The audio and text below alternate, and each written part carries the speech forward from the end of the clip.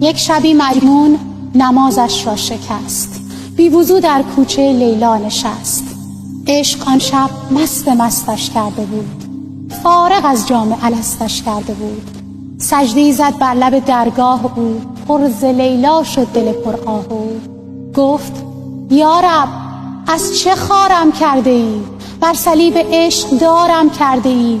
جام لیلا را به دستم داده ای و اندر این بازی شکستم داده ای. نیشتر عشقش به جانم میزنی، دردم از لیلاست آنم میزنی. خستم زین عشق دلخونم مکن، من که مجنونم تو مجنونم نکن. مرد این بازیچه دیگر نیستم، این تو لیلای تو من نیستم.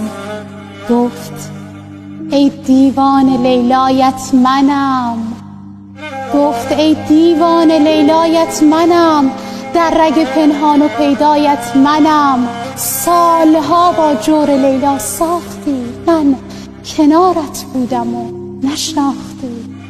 عشق لیلا در دلت انداختم، صد قمار عشق یک جا باختم.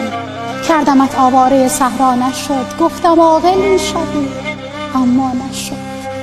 سوختم در حسرت یک یاربت، غیر لیلا در نیامد از لبت. روز و شب او را صدا کردی ولی دیدم امشب با من گفتم ولی. مطمئن بودم به من سر میزنی، در حریم خانم در میزنی. حال این لیلا که خارت کرده بود، درس عشقش بیقرارت کرده بود. مرد راهم باش تا شاهت کنم، صد چو لیلا کشته در راحت کنم.